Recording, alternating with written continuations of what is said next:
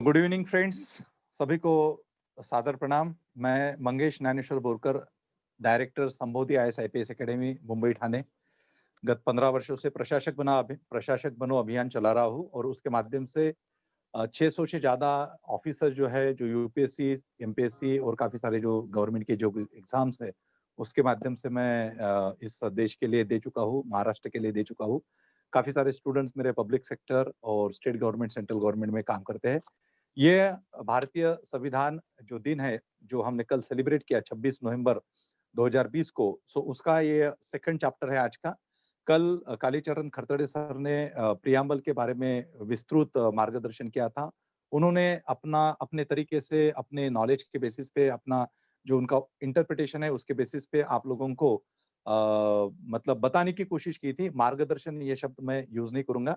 मैं भी जो है तो we are like sharing our whatever little knowledge we are having, so हम लोग को शेयर कर रहे हैं। आज का जो मेरा विषय है, वो है मूलभूत अधिकार, that is fundamental rights which enshrined in the constitution of India. Bharat के संविधान में जो मूलभूत अधिकार या फंडामेंटल राइट्स जिसको कहा गया है, तो वो जो इंक्लूड किए गए हैं भारत के संविधान में, उसके बारे में मैं आपसे कुछ बातें कहूँगा। अ, हम कुछ बातें इंटरैक्टिवली भी लेंगे, जिसमें जैसे मैं पूछ भी सकता हूँ या फिर तो इंटरैक्टिव भी होना चाहिए हमारा सेशन। तो 1 घंटा हमें यहाँ पे अभी रुकना है, ओके? सो बेसिकली मूलभूत अधिकार की जो संकल्पना है, जिसे फंडामेंटल राइट्स कहा गया है, तो with respect to Indian constitution इस पर्टिकुलर संकल्पना को भारत के संविधान में क्यों डाला गया, क्यों इंक्लूड किया गया, यह एक अपना पहला मतलब this will be our one particular point of discussion कि why fundamental rights mention in constitution of India. Bharat के संविधान में फंडामेंटल राइट्स को क्यों इंक्लूड किया गया। उसके पहले मैं थोड़ा-सा फंडामेंटल राइट्स की जो हिस्ट्री है, उसके बारे में थोड़ा-सा आपसे बात करूँगा। उसके बाद फंडामेंटल राइट्स और ह्यूमन राइट्स, मतलब हम बोलते हैं कि human rights, okay, human rights violation, मानवीय अधिकारों का उल्लंघन हुआ है, ठीक है? सो मानवीय अधिकार क्या है? मूलभूत अधिकार क्या है? हम कभी-कभी सिविल राइट्स की भी बात करते हैं, तो ये जो हम बातें करते हैं civil rights, human rights, fundamental rights, legal rights, constitutional rights वगैरह-वगैरह, this is constitutional, this is unconstitutional, ये क्या होता है? इसके बारे में मैं थोड़ी-सी चर्चा करना चाहूँगा। अ और उसके बाद अभित जी ने आप कुछ कॉम्प्लीमेंट दिए, थैंक यू अभित जी। मतलब मैं प्रयास करता हूँ कि हिंदी में थोड़ा-सा Oh, वार्तालाप कर लूँ अच्छे से। sorry. हाँ, हाँ। नहीं, so so sorry, sir. That was meant as a direct message. हाँ, no issue, but I'm trying my best to communicate in better Hindi, okay, if not in Lucknowi style, okay? So क्योंकि बाकी जगहों पे जैसे लखनऊ और उस side Still में love बहुत your अच्छी Hindi हिंदी, though. हाँ, है ना? तो वो अगर मैं बात करूँगा तो शायद आप लोगों को नहीं समझेंगी। सो एनीवे मैं जो एक कॉमन लेमन की जो हिंदी होती है उसमें अपनी बात रखूँगा। सो ये जो फंडामेंटल राइट्स है, सिविल राइट्स है, कभी-कभी हम लीगल राइट्स बोलते हैं और सिविल राइट्स बोलते हैं, ऐसे जो शब्द प्रयोग करते हैं, ह्यूमन राइट्स बोलते हैं, तो ये क्या चीज़ें हैं? इसके बारे में मैं थोड़ी-सी बात करूँगा। फिर मैं आऊँगा जो हमारी जो भारत की जो एक थोड़ा-सा एक हिस्टोरिकल व्यू पॉइंट जो है, जैसे भारत के कॉन्स्टिट्यूशन में, संविधान में फंडामेंटल राइट्स को क्यों इंक्लूड किया गया, मूलभूत अधिकार को क्यों इंक्लूड किया गया, तो इससे रिलेटेड जो हिस्टोरिकल पॉइंट ऑफ व्यू है, उसके बारे में मैं बात करूँगा और फिर मैं एक्चुअल कॉन्स्टिट्यूशन पे आऊँगा। बाबा साहब अम्बेडकर का स्पेसिफिकली जो हमारे भारत के संविधान के रचयिता है, वो is called as the chief architect of Indian constitution, उनका फंडामेंटल राइट्स की तरफ देखने का क्या नज़रिया था, what he said about fundamental rights, okay, उन्होंने मूलभूत अधिकारों के प्रति उनका क्या स्टेटमेंट है जो बहुत ही महत्वपूर्ण है।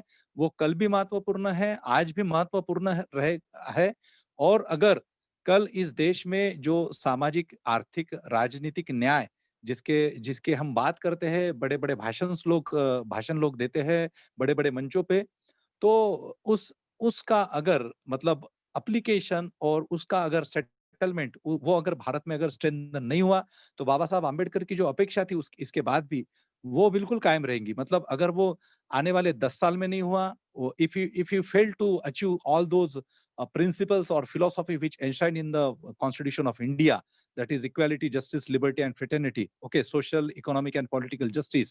All these things. If you failed to attain that brotherhood in our society, तो बाबा साहब आम्बेडकर की जो बात है, जो उन्होंने स्टेटमेंट्स दिए थे, जो उन्होंने कमेंट्स किए थे, वो आने वाले 10 सालों क्या 100 साल तक भी अगर ये पॉसिबल नहीं हुआ, तब तक वो वैलिड रहेंगे। लेकिन हमारा प्रयास यह होना चाहिए कि हमारे कॉन्स्टिट्यूशन मेकर्स ने, हमारे संविधान रचयिता ने जो अपेक्षा की थी, उस अपेक्षा को अगर हमें खरा करना है, तो हम सब लोगों को, हम सारे भारतीयों को उनके विचार समझ के, भारतीय संविधान की मूल्य व्यवस्था समझ के, हम लोगों को उसके ऊपर काम करना बहुत ज़रूरी है।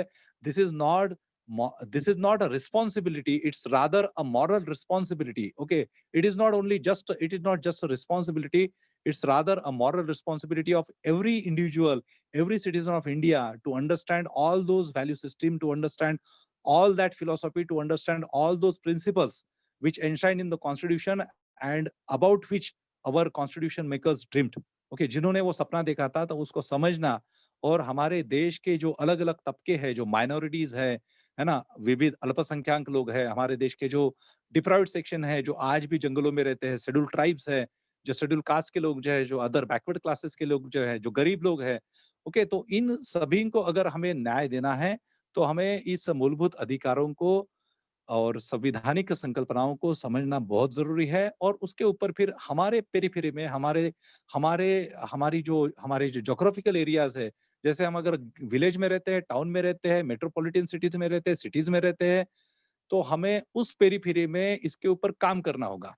ये without without taking efforts, it is not possible to create such a nation which was dreamed by our freedom fighters, or our social reformers, or the great personalities like Mahatma Jyotiba Phule, Periyar A.V. Ramaswamy Naikar, or Narayan Guru, or many other personalities of this India. Okay, so इन सबके संघर्ष को अगर न्याय देना है, तो हमें समझना बहुत जरूरी है.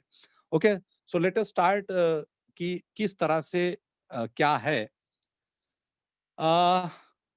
पहले मैं आप लोगों से जानना चाहूँगा कि आप लोगों को फंडामेंटल राइट्स और ह्यूमन राइट्स के बारे में क्या जानकारी है बेसिकली? मतलब थोड़ा-सा अभी मैं इंटरेक्शन पे आऊँगा कि हम जब कहते हैं कि फंडामेंटल राइट्स और हम जब कहते हैं कि ह्यूमन राइट्स, तो क्या डिफरेंस होता है ह्यूमन राइट्स में और फंडामेंटल राइट्स में?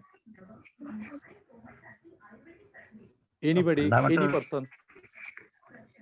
हाँ, जो फंडामेंटल राइट्स बोलेंगे जो वो होते हैं अगर वीडियो अगर ऑन करते हैं तो बेटर रहेगा। जो बात कर रहे हैं उन्होंने अगर वीडियो ऑन किया तो इट वुड बी बेटर। फंडा हाँ हाँ, बोलिए। फंडामेंटल राइट्स जो होते हैं किसी देश का जो संविधान होता है उन्होंने दिए हुए जो होते हैं वो फंडामेंटल राइट्स होते हैं exactly. And they are restricted to that nation and human rights are universal. मैं अगर कहीं अमेरिका में जाता हूँ तो वहाँ मुझे अगर मैं कुछ एग्जैक्टली। राइट्स का वायलेशन होता है तो मुझे ह्यूमन राइट्स के तहत न्याय मिलेगा. अगर भारत में अगर होता है तो मुझे कॉन्स्टिट्यूशनल राइट्स के तहत भी और ह्यूमन राइट्स के तहत भी न्याय मिल सकता है. तो constitutional rights are restricted to the nation and human rights are universal है। ओके, अगर फॉरेन से कोई पर्सन अगर हमारे देश में आता है, अगर बाहर का कोई व्यक्ति हमारे देश में अगर आता है, जैसे अमेरिका का आया, तो उसे हमारे देश में फंडामेंटल राइट्स है? नहीं. अगर बाहर का कोई पर्सन, अमेरिका का, इंग्लैंड का, स्विट्जरलैंड का अगर हमारे देश में आता है, तो क्या उसे हमारे देश में फंडामेंटल राइट्स है? हाँ सर है, मगर मूलभूत अधिकार है? मतलब कुछ है। हाँ, पूरी तरीके से नहीं है. पूरी तरीके से नहीं है। कौन सा राइट्स आपके नजर में कौन सा राइट्स है, कौन सा राइट है कि जो बाहर के व्यक्ति को भी हमारा संविधान प्रदान करता है? जैसे कि आर्टिकल 19 के जो रूल्स है उसमें वो है 20 है। मतलब मेरे कहने का मतलब है कि कुछ राइट्स सिर्फ नहीं है, जैसे कि आर्टिकल में है कि ड्यूटी करना, नौकरी, व्यवसाय, सिविल सर्विस, तो ये सब राइट्स उनको नहीं है। बाकी तो आई थिंक सब है उनको भी। Okay, right. अच्छा। मतलब सपोज अभी राइट टू इक्वालिटी है, आप में से कुछ लोग काफी मतलब जानकारी रखते हैं। सो जैसे इक्वालिटी का जो अधिकार है वो फॉरेन सिटीजन्स को है, सर है इक्वालिटी इक्वलिटी का, बिफोर लॉ। बस उसमें से आर्टिकल 15 और 18 का नहीं है, बाकी तो 3 है, ऐसा मुझे लगता है। Okay okay. सो हाँ, सो बेसिकली हाँ, तो बेसिकली बहुत अच्छी बात कही आप दोनों ने, thank you very much. I think doctor Nagrale sir and second Varsha आपने बात की थी क्या अभी? Yes sir. हाँ, okay, Varsha Singh. So thank you very much both of you, and it is like very nice कि we shall interact with each other and right. like it is communication is important. So जैसे human right की जो संकल्पना है, मतलब जैसे human being की अगर हम बात करते हैं तो ह्यूमन बीइंग एवरीवेयर, जैसे अभी हम एथनिसिटी को अगर छोड़ देंगे, रेशियल फैक्टर्स को अगर छोड़ देंगे, तो हमारा जो पूरा जो स्ट्रक्चर है वो ऑलमोस्ट मतलब वो सेम ही है। सिर्फ अगर विश्व में अगर हम कहीं जाएंगे, जैसे यूरोप में जाएंगे तो उधर स्किन अलग होगी, है ना, यूएसए में अलग होंगे, फिर हम भारत में आएंगे तो अलग है, अफ्रीकन कंटिनेंट में जाएंगे तो पूरे हमको ब्लैक लोग दिखते हैं, राइट, निग्रोज जिसे बोलते हैं। तो negro is at present it is a humiliating word, it is considered as a humiliating word, अपमानास्पद, उसको अपमानास्पद शब्द उसे कहा जाता है।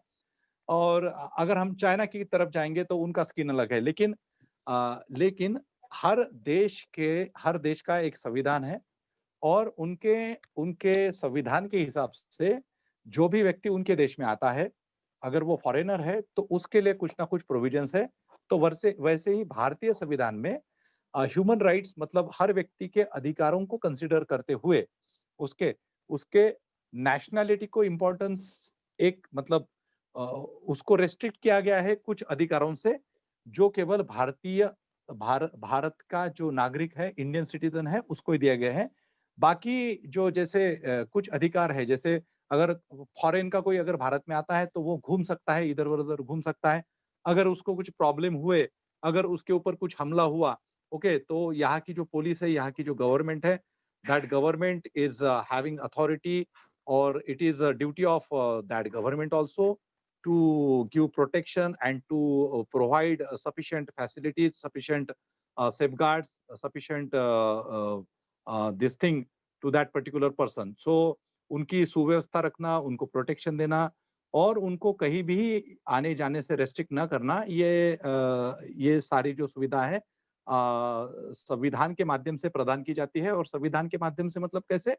तो ये सारे जो लोग हैं, ये बेसिकली संविधान के प्रावधान के माध्यम से भारत सरकार नियम बनाती है, और कुछ उसके माध्यम से ये सारा गवर्नमेंट चलता है। तो ये एक बात होगी बेसिकली सब फंडामेंटल राइट्स और ह्यूमन राइट्स के बारे में। अभी जो विथ रिस्पेक्ट टू इंडिया, जैसे कल के सेशन में एक थोड़ा सा इंटरप्शन ज्यादा हुआ था कल, because of this internet connectivity. तो प्रियम्बल में एक जो मोस्ट इम्पोर्टेंट प्रोविजन है, उसके तरफ मैं आपका थोड़ा सा ध्यान देने की मतलब बटाने की कोशिश करूंगा। जैसे हमारे भारत में और प्रियम्बल में जो कॉन्स्टिट्यूशन ने जो प्रियम्बल एडॉप्ट की, ऑब्जेक्टिव रेजोल्यूशन उद्देशिका, उसमें जो जस्टिस है तो वो सोशल और फिर इकोनॉमिक एंड पॉलिटिकल इस तरह से रखा गया है ना, कि सामाजिक न्याय, आर्थिक न्याय और राजनीतिक न्याय और राजकीय न्याय। ओके, सो अभी इसमें आप मुझे बता सकते हैं, और उसी का जो उस सोशल जस्टिस, उस इकोनॉमिक जस्टिस, उस पॉलिटिकल जस्टिस से रिलेटेड काफी सारी जो बातें हैं, वो बातें इस फंडामेंटल राइट्स में आई है। ओके, मतलब वो जो भारत के प्रियम्बल में जो कुछ भी लिखा गया है कि social justice, economic justice, political justice, okay, and then जो फ्रेटर्निटी की बात कही गई है, यूनिटी इंटीग्रिटी की बात कही गई है, लिबर्टी ऑफ लिबर्टी की बात कही गई है, तो वो सारा का सारा उसका जो रिप्रेजेंटेशन है वो फंडामेंटल राइट्स में आता है। तो सोशल जस्टिस की जो बात है वो क्यों की गई? मतलब जस्टिस है तो फर्स्ट जो वर्ड आया है उस संविधान में, उस प्रियम्बल में, वो क्यों आया? इसको भी हमें थोड़ा-सा समझना पड़ेगा with respect to when we are talking about मूलभूत अधिकार और फंडामेंटल राइट्स।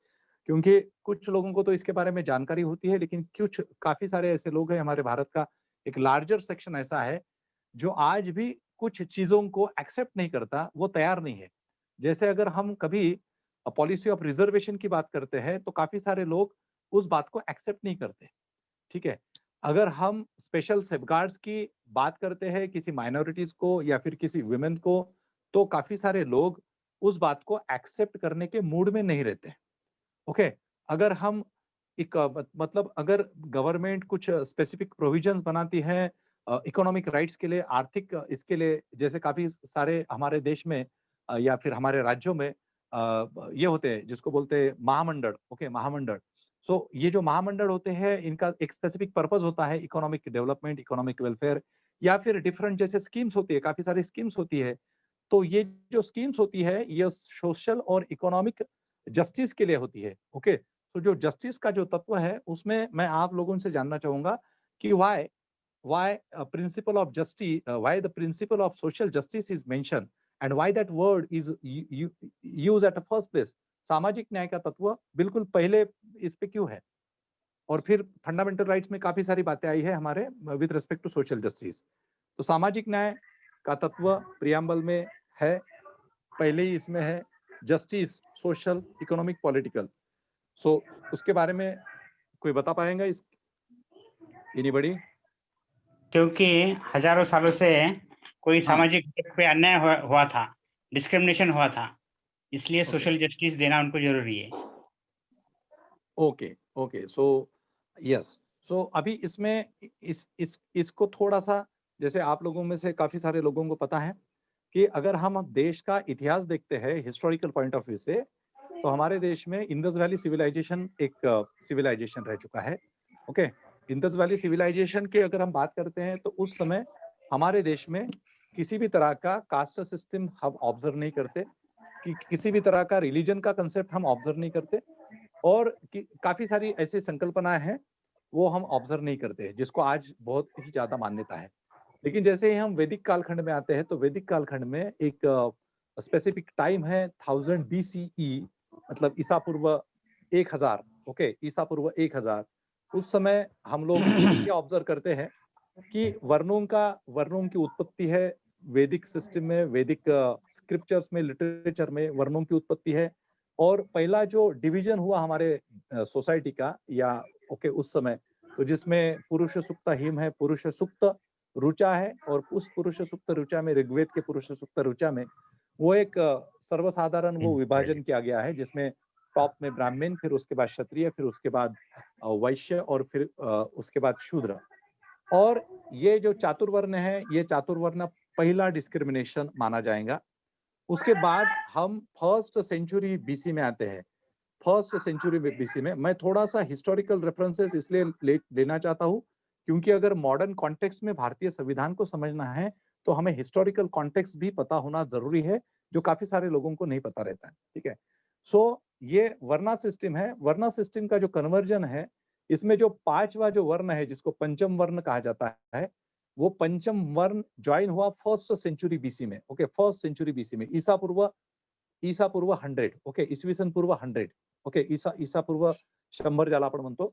सो इसवी सन ईसा पूर्व 100 में ये पंचम वर्ण जॉइन हुआ या पंचम वर्ण उस चातुर्वर्ण को अटैच हुआ, ऐसा कहा जाता है। और वहां से अनटचेबिलिटी की प्रैक्टिसेस हमारे देश में शुरू हुई। अनटचेबिलिटी, प्रैक्टिसेस ऑफ अनटचेबिलिटी, मतलब वर्ण वर्ण, ओके? जो जिनको वर्ण है वो सवर्ण हो गए और जिनको वर्ण नहीं है वो अवर्ण हो गए, तो अनटचेबल्स, ओके? वो उस वर्णा में नहीं आते। Untouchables do not come into that particular varna system, okay? अब ये जो थे और इसी कालखंड में हमारे देश में ऐसा कहा जाता है कि शुंग का एक कालखंड था। काफी सारे कॉन्ट्राडिक्टरी हिस्टोरिकल फैक्ट्स है उसके बारे में।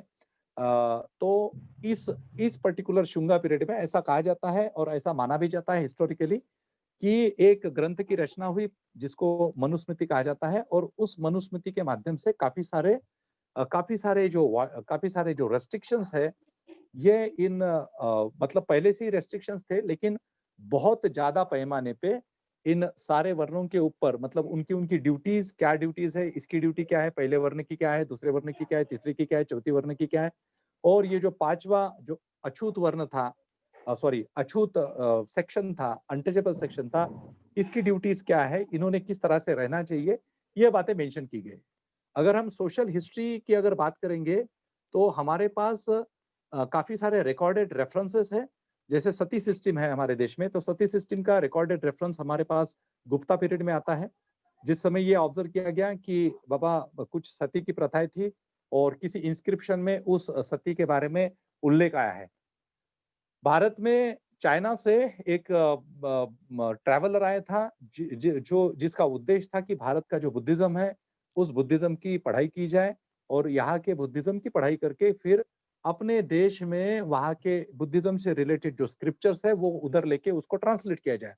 तो वो काफी साल इस देश में रहा, उसका नाम था फाइयन। ओके, फाइयन।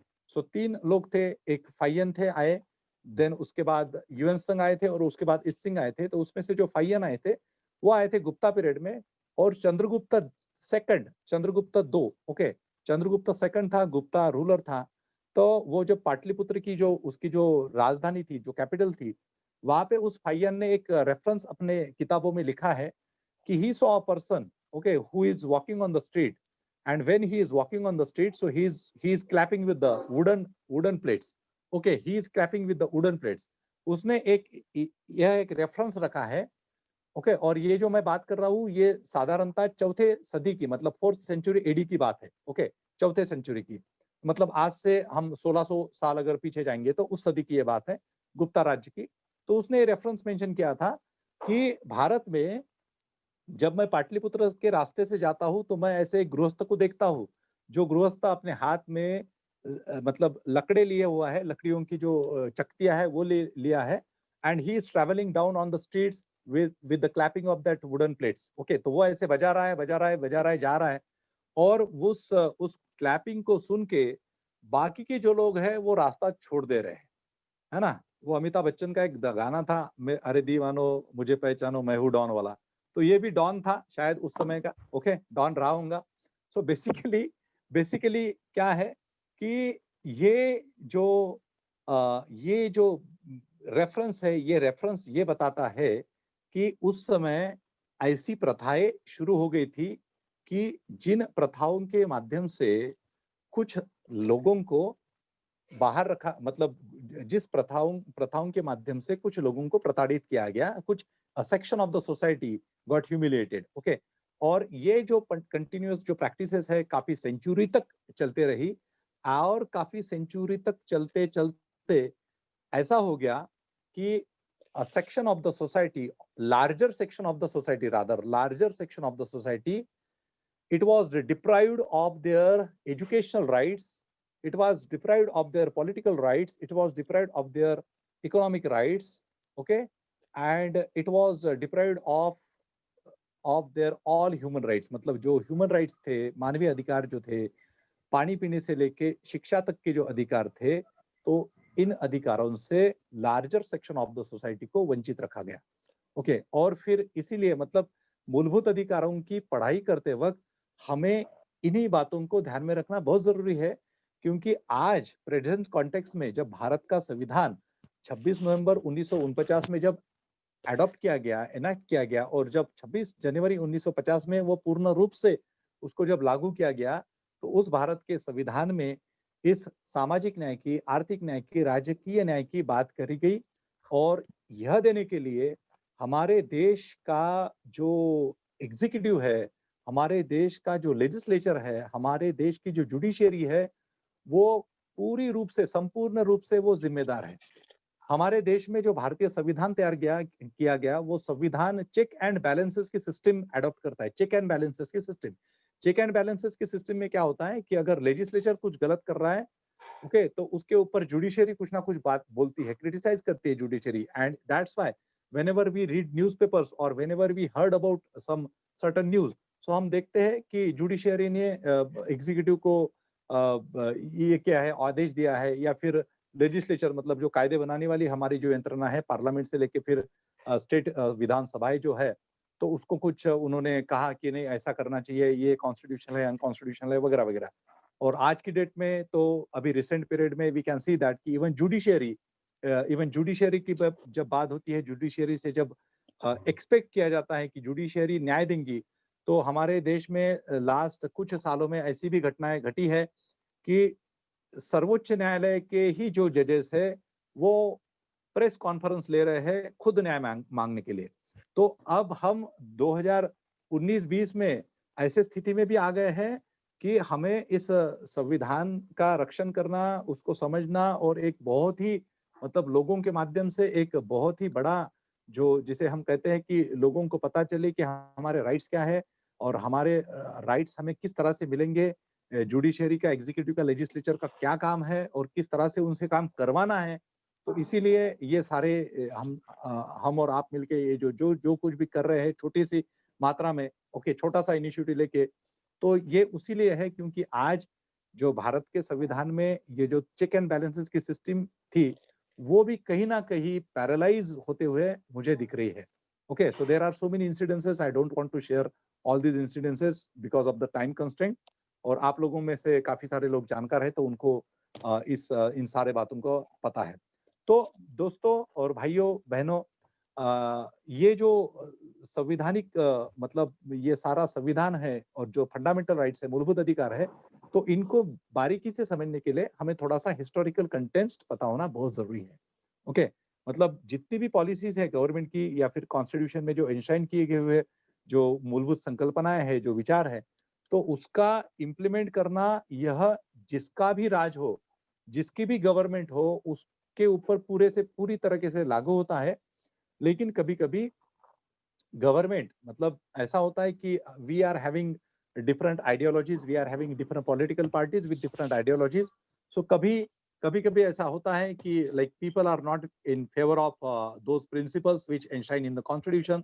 सो वो कभी-कभी उस चीज को या फिर उन प्रावधानों को ऐसा साइड में कर लेते हैं। हमें समझ में ही नहीं आता हमारे देश के लोगों को कि ऐसे प्रावधानों को, ऐसे अच्छे-अच्छे प्रोविजंस को, ऐसे मानवीय प्रोविजंस को कब साइडलाइन किया गया और हमारा जो राइट है, हमारा जो मूलभूत अधिकार है, वो कब छीना गया, ये हम लोगों को समझता ही नहीं। लेकिन हम लोग हमारे आम जिंदगी में मटेरियलिस्टिक लाइफ में बोलो या फिर हमारे स्ट्रगल में बिजी रहते हैं और उसकी वजह से ये जो हमारे न्याय की जो लड़ाई होती है या फिर हमारे हमारे न्यायों के लिए जो संघर्ष होता है, उसको हम उचित न्याय हम हमारी तरफ से नहीं दे पाते। सो एनीवे ये काफी सारा डिस्कशन लंबा भी हो सकता है, तो इसलिए मैं अभी मुद्दे पे आता हूँ। सो ह्यूमन राइट्स का जो फर्स्ट स्टेटमेंट जो है, ओके, जो फर्स्ट स्टेटमेंट है, first written document human right के बारे में, वो 15 जून 1215 में डिक्लेयर किया गया। इंग्लैंड में किंग जॉन थे। ओके, थोड़ा सा हिस्टोरिकली फिर से हम एक देख लेते हैं। तो किंग जॉन थे, उस किंग जॉन ने वहाँ के जो बैरॉन्स थे, वहाँ का एक जो रिलीजियस वेल्दी ग्रुप जो था, जिसे हम जमींदार बोलेंगे, जागीरदार बोलेंगे, उन लोगों के प्रेशर में आके उन लोगों ने कुछ प्रोटेस्ट मूवमेंट की थी एंड अल्टीमेटली ब्रिटेन में फर्स्ट टाइम 1215 में, मतलब 13th सेंचुरी एडी में, यह जो फंडामेंटल राइट नाम का एक जो डॉक्यूमेंट है वो फर्स्ट टाइम पब्लिश किया गया। तो इंग्लैंड ये पहला राष्ट्र है कि जहाँ पे ऑफिशियल तौर पे ब्रिटिश लोगों को उनके पॉलिटिकल लिबर्टी जो है, पॉलिटिकल राइट्स जो है, वो दिए गए। Okay, so that is the first important reference. फिर अमेरिकन कॉन्स्टिट्यूशन है, जैसे अब्राहम लिंकन का नाम आपने सुना ही होगा। उन्होंने जो डेमोक्रेसी की जो बहुत इंपॉर्टेंट डेफिनेशन की थी, by the people for the people. Okay, so universe मतलब अमेरिका के कॉन्स्टिट्यूशन में भी फंडामेंटल राइट्स का उल्लेख है। और फिर उसके बाद जब भारत का संविधान जब निर्माण हुआ, तो भारत के संविधान को निर्माण करते वक्त बाबा साहब आम्बेडकर ने सारे अलग अलग भिन्न देशों का संविधान का अभ्यास किया था और उसके माध्यम से हमारे देश में भी फंडामेंटल राइट जो है वो भारत के socio political, economical, geographical, cultural pattern को ध्यान में रखते हुए ये फंडामेंटल राइट जो है ये हमारे भारत के संविधान में आए हैं। तो अभी भारत के संविधान में जो फंडामेंटल राइट्स है, उसके बारे में मैं थोड़ा-सा एक आपके साथ शेयर करना चाहूँगा और उसके माध्यम से मैं आपको समझाने की कोशिश करूँगा। काफ़ी सारे लोगों को हो सकता है कि इसके बारे में जानकारी हो। तो अभी ये लिस्ट है फंडामेंटल राइट्स की और बेसिकली जितने भी फंडामेंटल राइट्स है, ओके, जितने भी फंडामेंटल राइट्स है, इसकी जो गारंटी है वो स्टेट देती है। ओके, मतलब आर्टिकल 14 हो, 15 हो, 16 हो, 17 हो, 18 हो, व्हाटएवर। आर्टिकल 12 से लेके 32 तक के फंडामेंटल राइट्स है। उसके बाद भी आर्टिकल 33, 34 वगैरह फंडामेंटल राइट्स है। लेकिन 12 और 13 के बारे में डिस्कशन करने की कोई जरूरत नहीं है। बेसिकली जो इंपॉर्टेंट फंडामेंटल राइट्स है, जैसे राइट टू इक्वालिटी, ओके, यहाँ पे जो राइट टू इक्वालिटी मतलब समता का अधिकार, जिसमें आर्टिकल 14 से लेके 18 तक के अधिकार है। राइट टू फ्रीडम है, फ्रीडम में आर्टिकल 19 टू 22 अधिकार है। राइट अगेंस्ट एक्सप्लॉयटेशन, शोषण के विरुद्ध अधिकार, तो 2 अधिकार है, 2 आर्टिकल्स है उसमें, article 23, 24। Then right to freedom of religion, धार्मिक अधिकार है हमारे संविधान में 25 टू 28। और फिर cultural and educational rights, article 29 और 30 में सांस्कृतिक और शैक्षणिक अधिकार उसको हम कहेंगे। और फिर उसके बाद जो बहुत ही इंपॉर्टेंट आर्टिकल है, right to constitutional remedies, article 32, जिसको बाबा साहब अम्बेडकर के ही अगर हम वक्तव्य में अगर कहा जाए तो बाबा साहब अम्बेडकर ने स्टेटमेंट दिया था कि it is a heart and the soul of constitution. Okay, it is a heart and the soul of constitution. Okay, so heart और सोल, बाबा साहब अम्बेडकर ने इस आर्टिकल को 32 को कहा था, because this article is related to constitutional remedies. तो एक एक आर्टिकल को जो है हम अभी डिस्कस करेंगे। इसको अगर डिस्कस करना है तो इसके ऊपर काफी सारे लेक्चर्स लगते हैं, मतलब कम से कम मैं जब मेरे क्लासेस में इसको डिस्कस करता हूँ तो मुझे कम से कम 3 लेक्चर्स इसको लगते हैं। लेकिन अभी हमारे पास और ऑलमोस्ट हाफ एन आवर है, तो इसको मैं थोड़ा सा कट शॉर्ट करूंगा, उतना डिटेल में नहीं जाऊंगा। तो आर्टिकल 14 टू 18 में जैसे ये आर्टिकल्स है और उसका थोड़ा सा प्रैक्टिकल एप्लीकेशन हम देखेंगे। जैसे आप लोगों को सभी को पता होगा, equality before law and equal protection of laws. Okay, equality before law and equal protection of laws. So समानता, ओके, लॉ कानून and equal protection of law. So कानून के सामने समानता का अधिकार और कानून से समान प्रोटेक्शन का अधिकार, समान प्रोटेक्शन। मतलब इसको हम अगर बहुत ही सहज शब्दों में समझे तो अगर कोई गरीब व्यक्ति है और कोई अमीर व्यक्ति है, तो अगर दोनों ने अगर सपोज एक ही सपोज क्राइम कमिट किया है, तो constitutionally, okay, constitutionally, legally, okay, और with respect to what you can say, with respect to law, okay, as per law, जो इस देश का जो कानून है, जो नियम है, तो उसके हिसाब से उसको समान शिक्षा मिलेंगी। ये ऐसा नहीं है कि जो वो पहले के हमारे जो कुछ धार्मिक ग्रंथ थे और उन धार्मिक ग्रंथों में कुछ लिखा था कि बाबा इसने कुछ किया तो इसको अलग शिक्षा, इस वर्ण के व्यक्ति ने किया तो उसको अलग शिक्षा। So it was not like that. Okay, it was not like that. So जैसे ही भारत का संविधान लागू हुआ 26 नवंबर और फिर उसके बाद 26 जनवरी, तो जैसे ही भारत का संविधान लागू हुआ, तो भारत के संविधान लागू होने से ये जो आर्टिकल 14 जैसे ही लागू हुआ, तो इक्वालिटी बिफोर लॉ, कोई भी हर व्यक्ति, वो माइनॉरिटी रहे, वो बैकवर्ड कम्युनिटी का रहे, वो सो कॉल्ड फॉरवर्ड कम्युनिटी का रहे, okay, if he is a Indian citizen और and if he has committed same crime, then same punishment for the same crime. Okay, यहाँ पे चातुर्वर्ण के नियम या फिर यहाँ पे जातिगत नियम लागू नहीं हो सकते। ओके, तो ये मतलब एक एकदम बहुत ही कॉमन, एकदम नॉर्मल एग्जांपल है। ओके, आपको and this particular article is applicable to foreign nationals also. जो फॉरेन नेशनल्स है वो अगर भारत में आते हैं तो उनको भी आर्टिकल 14 जो है लागू होता है। ठीक है, then prohibition of discrimination on the grounds of religion, race, caste, sex और प्लेस ऑफ बर्थ, है ना। किसी भी तरह का डिस्क्रिमिनेशन, किसी भी तरह का भेदभाव, कौन से ग्राउंड्स है? रिलीजन, धर्म के आधार पे हम भेदभाव नहीं कर सकते। रेस के आधार, रेसिज्म जिसे बोलते हैं, उसके आधार पे हम भेदभाव नहीं कर सकते। जाति के आधार पे हम भेदभाव नहीं कर सकते। सेक्स मतलब लिंग के आधार पे हम भेदभाव नहीं कर सकते। आए दिन आप लोग पढ़ते ही होंगे कि ट्रांसजेंडर जो है, ट्रांसजेंडर, ओके, जिसको मतलब अभी एक ग्रुप ही उसका क्रिएट हुआ है,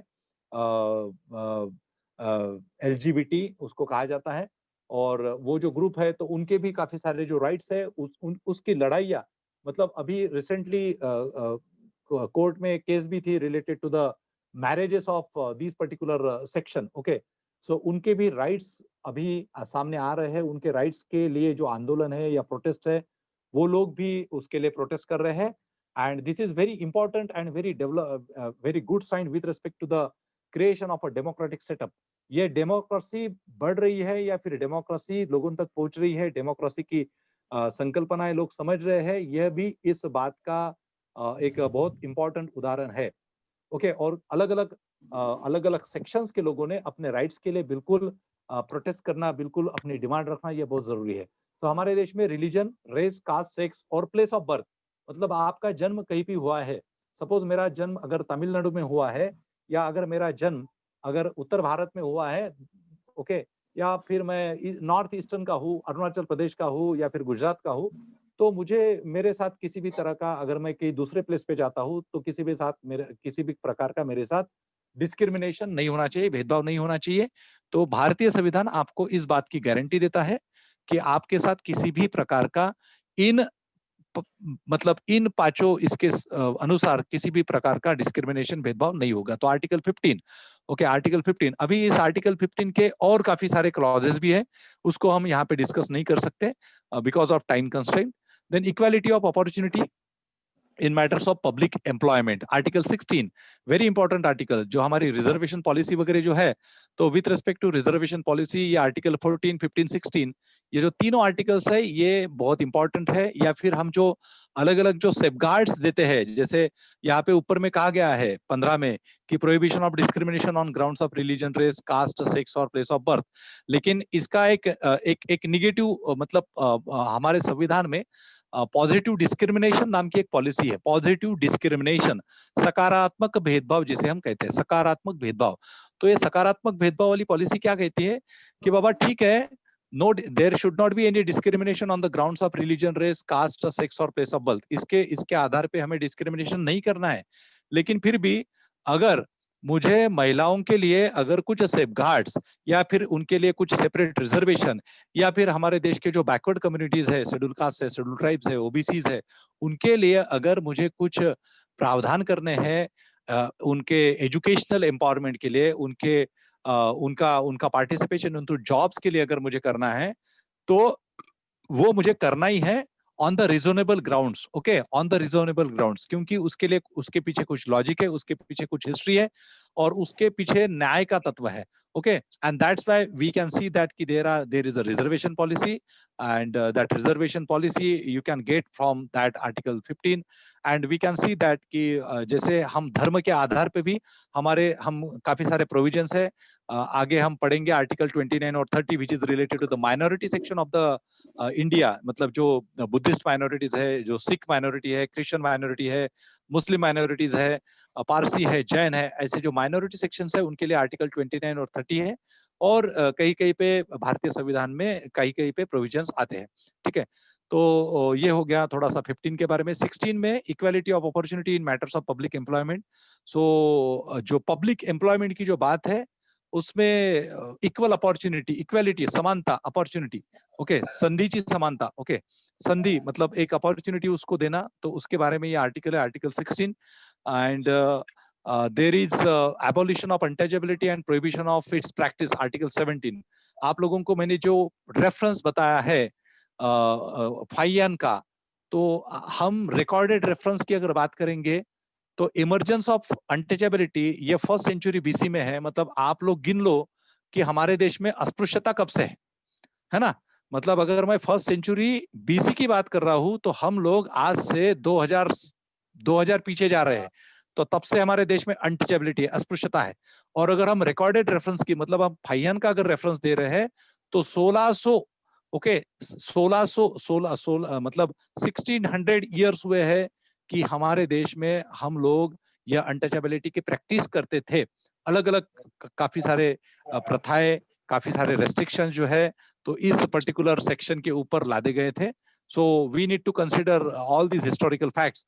सो इस अनटचेबिलिटी के खिलाफ आर्टिकल 17 जो है वो आर्टिकल 17 का यहाँ पे प्रावधान दिया गया and accordingly you all of you must be aware about एक सिविल राइट्स एक्ट पास हुआ था protection of the civil rights और फिर उसके बाद उसको ही फिर बाद में prohibition of the atrocities on the schedule caste and the schedule tribes prohibition of the atrocities on the schedule caste and the schedule tribes यह जो एक्ट है ये इसी प्रावधान की वजह से जो है यह जो है ये पास हुआ है okay so abolition of untouchability and prohibition of its practice तो आज के डेट में अगर कोई भी किसी भी प्रकार का किसी भी व्यक्ति से अस्पृश्यता का पालन करता है या फिर उसको किसी व्यक्ति को किसी समूह को अगर कास्टिज्म अगर फॉलो करता है किसी भी माध्यम से जैसे हमारे देश में आप लोगों को पता होगा कि हमारे देश में जैसे केरला के जो नारायण गुरु थे उन्होंने वहाँ की जो एक कम्युनिटी थी एजवा कम्युनिटी उनके लिए एक सत्याग्रह किया था टेम्पल एंट्री प्रोग्राम का ओके वाइकोम सत्याग्रह के नाम से वो फेमस है उसके बाद फिर हमारे देश में जैसे डॉक्टर बाबा साहब आम्बेडकर ने भी नासिक के कालाराम मंदिर का प्रवेश के लिए संघर्ष किया था महार के चौदार तालाब जो है उसके लिए पानी के लिए संघर्ष किया था बाबा साहब आम्बेडकर जी ने फिर अमरावती में पंजाबराव देशमुख जो थे तो उन्होंने अंबाबाई का मंदिर सत्याग्रह किया था फिर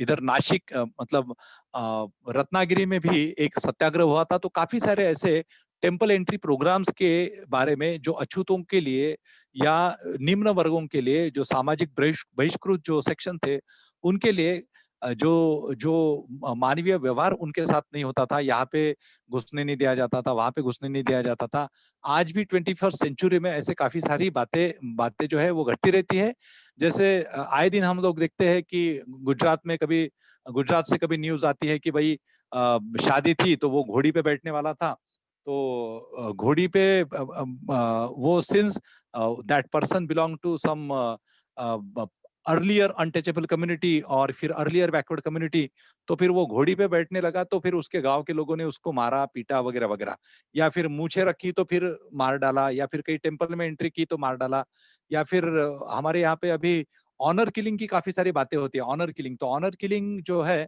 ऑनर किलिंग में भी यह बात हम लोग देखते हैं बीच में वो सैराट मूवी आई थी महाराष्ट्र में और काफी सारे लोगों ने उस पर डांस भी किया होगा काय गाना होता थे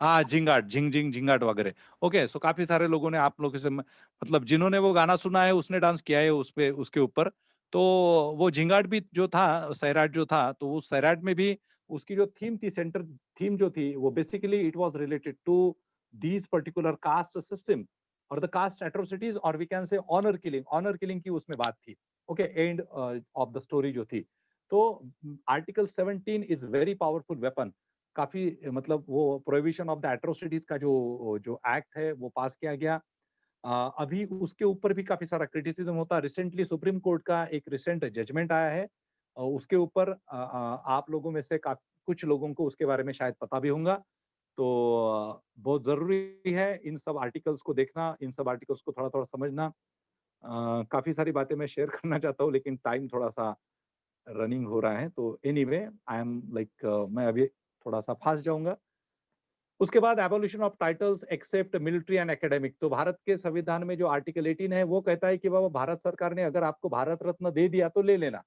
ठीक है उसके लिए ना नहीं बोलना भारत रत्न दिया तो चलो ले लेना भाई किसी ने अगर आपको पद्मश्री दे दिया तो ले लेना पद्म विभूषण दे दिया तो ले लेना पद्म भूषण दे दिया तो ले लेना है ना तो वैसे भारत रत्न पद्म विभूषण पद्म भूषण वगैरह काफी अच्छे अच्छे टाइटल्स है लेकिन ऑल टाइम आप मतलब जैसे हमारे देश में ऐसा है कि आजकल समाज रत्न समाज भूषण मुझे भी काफी साल पहले कुछ लोगों ने अलग अलग पुरस्कार दिए थे तो मैंने उनको कहा था कि बाबा ये समाज रत्न समाज भूषण वगैरह मैं कुछ काम नहीं करता हूँ तो मेरे को मत दो यार जिनको पब्लिसिटी की जरूरत होती है उनको दो जो पॉलिटिकल लीडर्स है उनको दो मैं तो टीचर हूँ मैं तो मास्टर हूँ पूरा है ना मैंने अपना जहाँ पे मैं IAS के इस पे जाके कमिश्नर बन सकता था आज तो मैं सब कुछ छोड़ के अभी मास्टर की कर रहा हूँ, तो मुझे उसकी उस ये सारे ऐसे समाज जनता समाज भूषण की जरूरत नहीं है. I am happy with my this teaching thing and this mission. So नहीं बोले सर आपका काम अच्छा है, हम देखते रहते हैं आपके काम को, तो आप ले लो. तो मैंने भी फिर एक वो पुरस्कार को स्वीकार किया था अभी. लेकिन ये भारत रत्न वगैरह बहुत बड़ी बात होती है. ये गली से लेके दिल्ली तक के जो छोटे मोटे आपको जो पुरस्कार मिलते हैं, उसका एक सोसाइटी में एक रिकॉग्निशन होता है. लेकिन अगर आपको भारत रत्न मिल गया तो आप लोगों को पता है कि भाई वो भारत रत्न ये, Bharat Ratna that and that, और उसमें स्पेसिफिक क्राइटेरिया है, स्पेसिफिक कैटेगरीज है जिसके लिए वो दिए जाते हैं. लेकिन जैसे राजा महाराजाओं के जो टाइटल्स थे उस समय, नवाबों के जो टाइटल्स थे, तो वो आज की डेट में वो विड्रू हो चुके हैं. किसी को राव बहादुर कहना, राय बहादुर कहना, या राजे कहना, या महाराजे कहना, तो इस तरह के जो टाइटल है, तो ये आर्टिकल 18 के हिसाब से पूरे के पूरे एबॉलिश हो जाते हैं. केवल आपको परमवीर चक्र, महावीर चक्र, ये जो मिलिट्री गैलेंट्री अवार्ड जो है, या फिर हमारे जो भारत रत्न वगैरह जैसे वो अवार्ड, या फिर गवर्नमेंट ऑफ स्टेट गवर्नमेंट की हिसाब तरफ से जो अवार्ड्स आपको जो मिलते हैं गवर्नमेंट इंस्टीट्यूशंस के माध्यम से, so that are recognized awards. So okay, so that are not abolished, but rest of the things that have got abolished. So article 18, फिर उसके बाद बहुत इंपॉर्टेंट आर्टिकल है आर्टिकल 19 टू 22. अभी जो ये जो आर्टिकल 19 है, तो इस आर्टिकल 19 में काफी सारे प्रावधान है आर्टिकल 19 में. एंड ये जो प्रावधान जो है उसमें से एक जो प्रावधान था आर्टिकल 19 का, इसमें जैसे प्रोटेक्शन ऑफ 6 राइट्स दिए थे इस आर्टिकल 19 में, जिसमें protection of 6 rights regarding freedom of speech and expression. Okay, भाषा, अभिव्यक्ति स्वातंत्र्य, भाषण स्वातंत्र्य, अभिव्यक्ति स्वातंत्र्य, स्पीच एंड एक्सप्रेशन. सेकंड जो है असेंबली, मतलब आप एक जगह पे जमा हो सकते हो, लेकिन कभी कभी वो सेक्शन इम्पोज करते हैं गवर्नमेंट कि due to because of this section you can not assemble together. 5 से ज्यादा लोग नहीं होने चाहिए साथ में. अभी जो कोरोना पैंडेमिक था, तो उस समय कोरोना पैंडेमिक में भी आपने देखा होगा कि उस सेक्शन को जो है वो इन्वोक किया गया था, और उस सेक्शन के हिसाब से आप लोग एक जगह पे जो है वो जमा नहीं हो सकते. अगर आप एक जगह पे, और जम्मू कश्मीर जैसे जो ये है, सो सेक्शन 141 है वो इंडियन पिनल कोड का, कि 5 और more persons become unlawful. Okay, so और एक सेक्शन है under section 144 criminal procedure code है. सो वो मैजिस्ट्रेट इशू करते हैं with respect to the assembly of the people. So ये 2 सेक्शंस है, सेक्शन 144 और section 141 related to this assembly. So हम लोग थोड़ा सा बढ़ेंगे आगे. सो असेंबली मतलब आप हजारों की संख्या में जमा हो सकते हो, इसलिए हमारे देश में काफी सारी धर्म की सभाएं होती है, पॉलिटिकल रैलीज होती है, पॉलिटिकल गैदरिंग होता है, सामाजिक गैदरिंग होता है, धार्मिक गैदरिंग होता है. तो उसमें कोई पाबंदी नहीं रहती. लेकिन अगर सिचुएशन अगर फेवर में नहीं है, सिचुएशन अगर बहुत अच्छी नहीं है, तो फिर उस समय इस असेंबली को जो है वो कर्ब किया जाता है, और स्पेसिफिक सेक्शन जो है वो लागू किए जाते हैं. तो स्पीच और एक्सप्रेशन का स्वतंत्रता है आपको. असेंबली मतलब जमा होने का स्वतंत्रता है. एसोसिएशन, कोई भी आप संगठन बना सकते हो. पहले ये ऐसे संगठन वगैरह बनाना, ये संविधान लागू होने से पहले ऐसे कुछ हम लोगों को मतलब थे. प्री इंडिपेंडेंस पीरियड में भी आप लोग देख सकते हो कि there were so many associations, like organisations थी, लेबर ऑर्गेनाइजेशंस वगैरह थी. तो ब्रिटिश पीरियड में भी ब्रिटिश लोगों ने डेमोक्रेटिक कानून जो है वो अप्लाई किया था. काफी सारे एक्ट्स भी पास हुए थे, जैसे 1861 का इंडियन काउंसिल एक्ट पास हुआ था, 1892 का इंडियन काउंसिल एक्ट पास हुआ था, फिर 1909 का इंडियन काउंसिल एक्ट पास हुआ था, 1919 का government of India act pass हुआ था, 1935 का government of India act pass हुआ था. और फिर उसके बाद काफी सारे ऐसे प्रोविजंस ब्रिटिश लोगों ने भी उनके गवर्नमेंट में लागू किए थे. तो उस समय भी एसोसिएशन थी. भारत के संविधान को लागू करने के बाद ये प्रावधान जो है वैसे रहे हैं. मूवमेंट का स्वतंत्र है. मूवमेंट मतलब क्या, कि इधर से उधर आप जा सकते हो. रेसिडेंस का स्वतंत्र है आपको. Residence, you can reside in any part of India. Jammu Kashmir का जो मुद्दा है वो अलग था, आर्टिकल 370 वगैरह, उसके ऊपर हम लोग अभी डिस्कस नहीं करेंगे. और लास्ट में प्रोफेशन का, ये जितने भी 6 राइट्स है ना, उसमें एक और राइट था जिसको कहा जाता है this thing right to property. तो उस राइट टू प्रॉपर्टी को ये ओरिजिनली 7 राइट्स थे राइट टू फ्रीडम में, आर्टिकल 19 में. तो इसका जो एक जो राइट था, 7वां राइट टू प्रॉपर्टी, उसको डिलीट किया गया और उसको लीगल राइट, मतलब that is a constitutional right but that is not a fundamental right.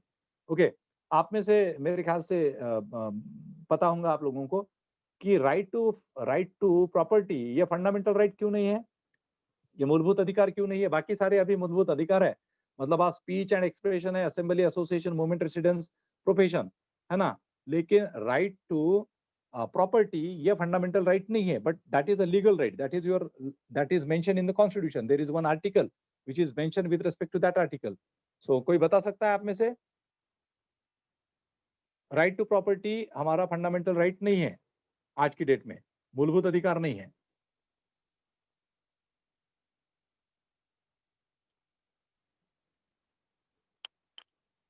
Anybody?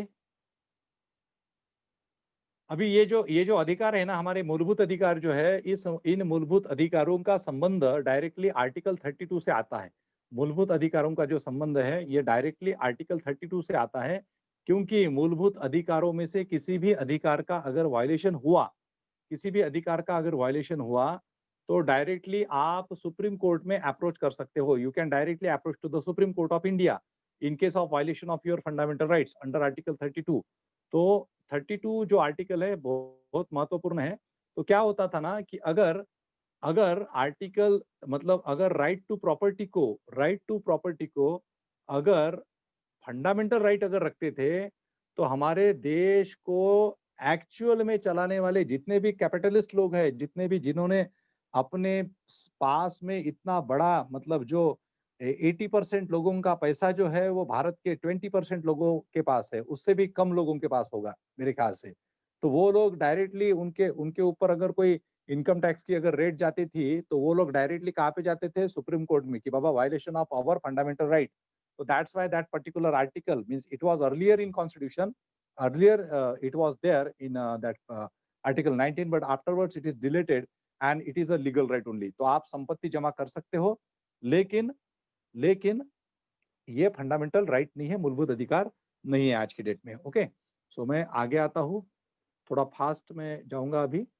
और I think you are not getting bore, आप लोगों को बोर नहीं हो रहा है। ओके, हाँ, तो ये हो गए हमारे 19। अभी काफी सारी बातें हम लोग इसके ऊपर डिस्कस कर सकते थे। प्रोफेशन तो इतना महत्वपूर्ण आर्टिकल है प्रोफेशन, कि आज ऐसा हुआ है कि जैसे हमारे देश में जाति के आधार पे प्रोफेशंस थे, आज भी कुछ लोग करते हैं। जैसे जो कारपेंटर था तो वो कारपेंटर का ही काम करता था, कोई अगर चर्मकार है तो वो उसी का काम करता था। ओके, कोई अगर व्यापारी है तो वो व्यापार ही करता था, और कोई अगर सपोज लाइक लोहार है तो वो लोहार का ही काम करता था। लेकिन आज की डेट में बिकॉज ओनली ऑफ कॉन्स्टिट्यूशन, हमारे देश में आज जाति के आधार पे प्रोफेशन नहीं रहा है। भारतीय संविधान हर व्यक्ति को, हर हर हर मजहब के व्यक्ति को, हर कास्ट के व्यक्ति को, हर क्रीड के व्यक्ति को, ट्राइबल व्यक्ति को, शेड्यूल कास्ट के व्यक्ति को, ओबीसी के व्यक्ति को, जो जो अगड़ी जातियां हैं जिनको फॉरवर्ड कास्ट हम बोलते हैं, उन सभी जातियों को अधिकार देता है कि वो कोई भी प्रोफेशन जो है वो कोई भी प्रोफेशन कर सकता है।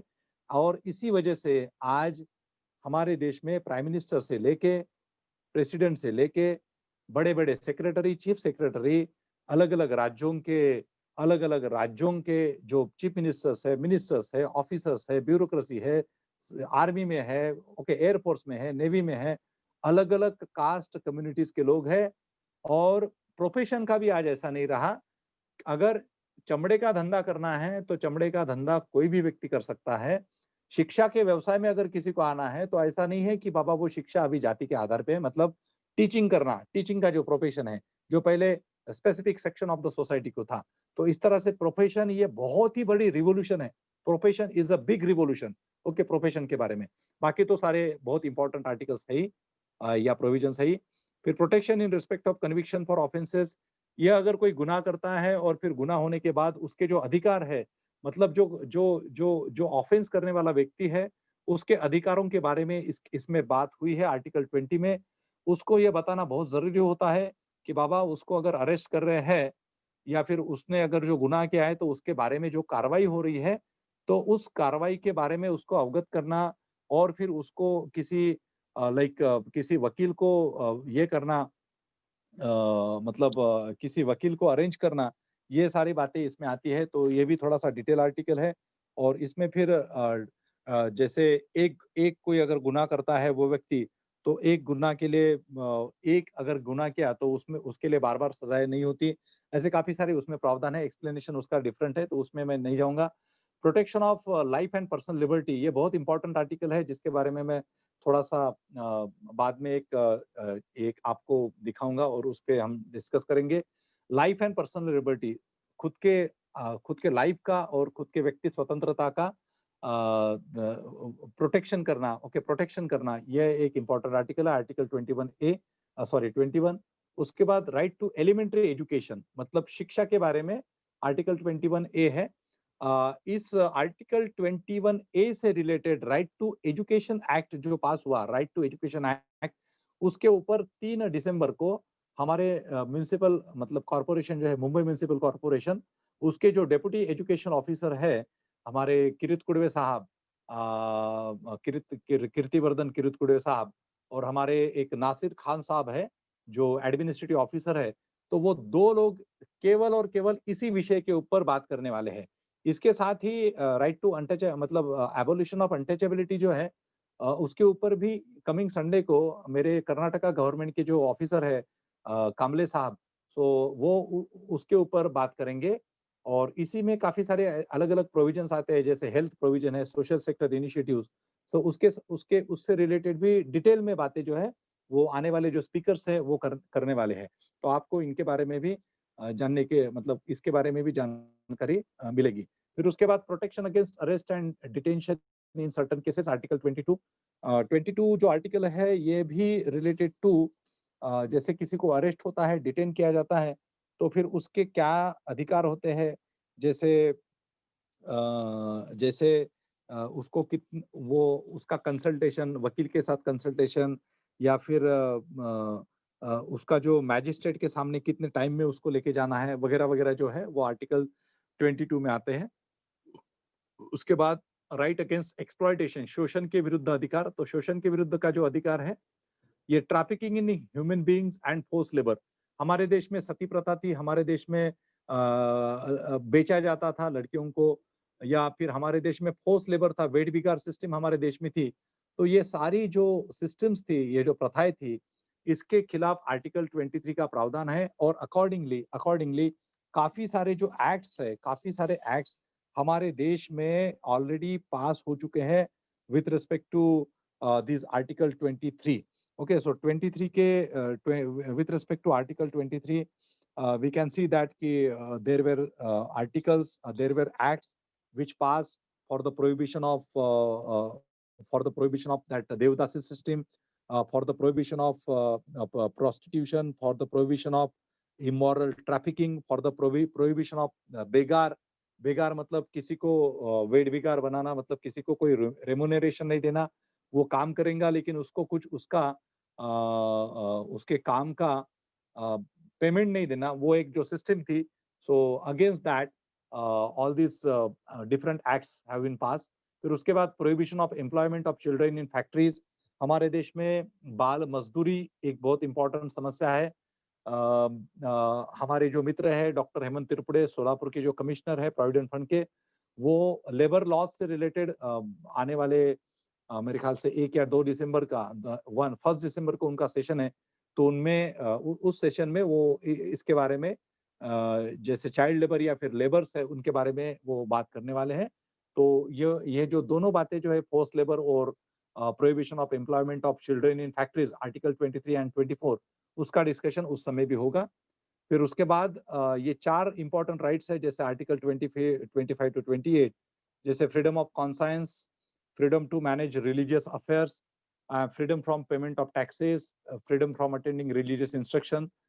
इतना ध्यान में रखिए कि ये जो राइट्स है बेसिकली दीज 4 राइट्स, आर्टिकल 25, 25, 26, 27, 28, आप लोगों को संपूर्णतः आपका जो धार्मिक अधिकार है, आपका कॉन्साइंस का जो अधिकार है, मतलब अगर किसी को अगर लगता है कि नहीं, I am very much impress, I'm very much impressed by Hindu philosophy or the philosophy of the Bhagavad Gita.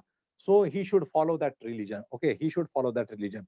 If somebody in the afternoon, if somebody is influenced by the philosophy of Prophet Muhammad, okay, Prophet Muhammad, then in the afternoon he can follow Prophet Muhammad, okay, Muhammad पैगंबर साहब जो थे उनको वो follow कर सकता है. अगर इन बिटवीन इवनिंग होते होते उसको अगर लगा कि no, Jesus Christ is the super natural power and उस उनकी वजह से मतलब मेरे जीवन को अर्थ मिला है, तो उसने क्रॉस गले में पहन के बिल्कुल वो जीसस क्राइस्ट का भी भक्त जो है वो बन सकता है. रात में आते आते अगर किसी को लगा कि त्रिपिटका पढ़ लिया है मैंने या फिर मैंने बुद्ध की वाणी सुनी है और बुद्ध की वाणी सुनने के बाद मुझे ऐसा लगता है कि बुद्ध ने जो मध्यम मार्ग की फिलॉसफी बताई थी, तो उसके हिसाब से अगर मैं चलूंगा तो मैं मुझे एनलाइटनमेंट मिल सकता है, मुझे निब्बान की प्राप्ति हो सकती है, तो वो भाई बुद्धिस्ट भी बन सकता है या फिर बुद्ध के मार्ग पे चल सकता है. और गुड नाइट करते करते अगर किसी को लगा कि भाई महात्मा जो महावीर जैन मुनि जो थे उनके मार्ग से अगर चलूंगा तो मैं कैवल्य की प्राप्ति करूंगा, तो वो उस मार्ग पे भी चल सकता है. सो ये जो चलना है ये आर्टिकल 25 से आता है. ये कॉन्साइंस जो है दैट इज थ्रू आर्टिकल 25 और फिर उसके अकॉर्डिंगली फिर आर्टिकल 26 है, 27 है, 28 है. ये सारे जो आर्टिकल्स है that like revolves around your religious right. फिर आप धर्म को फॉलो करो, उसका प्रचार करो, उसके प्रचार के लिए रिलीजियस इंस्टीट्यूशंस बनाओ, ट्रस्ट बनाओ, ओके, अपनी खुद की मतलब एक प्रचार यंत्रणा जो है उस प्रचार यंत्रणा को बनाओ वगैरह वगैरह. और आर्टिकल 28 जो है उसमें एक ऐसा प्रावधान है कि government should not utilize money of a people which is collected from the people for the promotion of specific religions. So ये जो स्पेसिफिक आर्टिकल है 28 जो है, तो वो इस तरह से जो लोगों का जो पैसा है वो स्पेसिफिकली किसी धर्म के विशिष्ट धर्म के प्रचार के लिए नहीं लग सकता, क्योंकि बेसिकली हम लोग we are having a secular feature. Okay, और फिर उसके बाद जो आर्टिकल 29 और आर्टिकल 29 और जो 30 है, आर्टिकल 29 जो है that is related to the protection of interest of minority, जो अल्पसंख्यक वर्ग जो है. और अल्पसंख्यकों में दो प्रकार के अल्पसंख्यक हमारे देश में है, एक है लिंग्विस्टिक माइनॉरिटीज और दूसरा है रिलीजियस माइनॉरिटीज. सो लिंग्विस्टिक माइनॉरिटीज जो है भाषिक अल्पसंख्यक. कभी कभी आप लोग देखते होंगे कि कुछ लोग हैं जो मतलब जैसे वो भाषिक अल्पसंख्यक का दर्जा उनको मिलता है और उससे वो गवर्नमेंट से बेनिफिट्स लेते हैं और काफी सारे ऑर्गेनाइजेशंस इंस्टीट्यूशंस वो चलाते हैं. और वी आर हैविंग धार्मिक अल्पसंख्यक, रिलीजियस अल्पसंख्यक तो हमारे यहाँ पे मतलब जो क्रिश्चियंस है, मुस्लिम्स है, सिख है, पारसी है, जैन है और बुद्धिस्ट है. तो हम लोग अगर हम देखेंगे तो इस रिलीजियस मतलब इस पर्टिकुलर आर्टिकल 29 का और फिर आर्टिकल 30 का जो बेनिफिट है काफी सारे माइनॉरिटीज कम्युनिटीज हमारे देश में लेते हैं. And we are having a separate department for the welfare of the minorities. हमारे यहाँ पे महाराष्ट्र में अगर हम बात करेंगे तो मौलाना आजाद महामंडल है और हमारे हमारे महाराष्ट्र में वो स्पेसिफिकली अल्पसंख्यक विकास मंत्रालय है. ओके, तो ये कैसे क्रिएट हुआ, ये क्यों क्रिएट हुआ? तो ये जो सारे जो आर्टिकल्स है, इसके जो प्रोविजंस है और उसके एप्लीकेशन के लिए, उसके इम्प्लीमेंटेशन के लिए ये सारे के सारे जो इंस्टीट्यूशंस है, मिनिस्ट्रीज जो है वो कार्यान्वित हुई है. जैसे काफी सारे सोशल आर्टिकल्स की हमने बात की which are related to the social justice. So हमारे यहाँ पे मिनिस्ट्री ऑफ सोशल जस्टिस है. ओके, हमने माइनॉरिटीज की बात की तो उसके लिए हमारे पास डिपार्टमेंट है.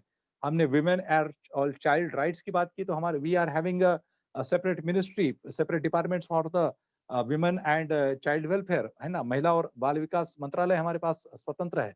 हमने एजुकेशन बात की तो एजुकेशन की बात की तो we are having HRD ministry. Okay, education ministry, HRD ministry हम उसको बोल सकते हैं. और लास्ट में जो है मतलब आर्टिकल 29 और 30 के बाद जो इम्पोर्टेंट आर्टिकल है वो है आर्टिकल 32. आर्टिकल 32 जो है ये है it is related to the right to constitutional remedies. मतलब दो आर्टिकल्स महत्वपूर्ण है यहाँ पे. अगर आपके ये जो भारत के संविधान में मूलभूत अधिकार दिए हैं, इस मूलभूत अधिकारों का अगर आपका हनन हुआ तो आर्टिकल 32 के तहत डायरेक्टली आप सुप्रीम कोर्ट में अप्रोच कर सकते हो।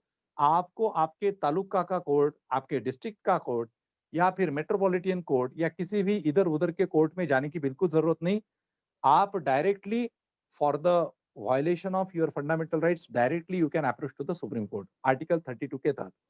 और अगर आपको 32 का यूज नहीं करना है तो फिर आप आर्टिकल 226 है, इसके तहत आप हाई कोर्ट में अप्रोच कर सकते हो और हाई कोर्ट में अप्रोच करके आप न्याय खुद के लिए न्याय जो है वो न्याय मिला सकते हो। Okay, you can seek justice for yourself if anybody violated your fundamental right. तो फंडामेंटल राइट का वायलेशन होना मतलब क्या हुआ? होना। ओके, ये भी बात समझना आवश्यक है। फंडामेंटल राइट का वायलेशन होना मतलब है कि अगर भारत के उस कॉन्स्टिट्यूशन के फंडामेंटल राइट्स में अगर लिखा है कि no discrimination on the basis of religion, race, caste, place, sex वगैरह वगैरह, और आपके साथ ऐसे प्रावधानों के मतलब ऐसे प्रावधान होने के बाद भी अगर डिस्क्रिमिनेशन होता है तो you can go to court. अगर आपको किसी ने स्कूल में नहीं आने दिया, क्यों नहीं आने दिया? Because you belong to certain caste और कम्युनिटी। ओके, तो this is violation of your fundamental right.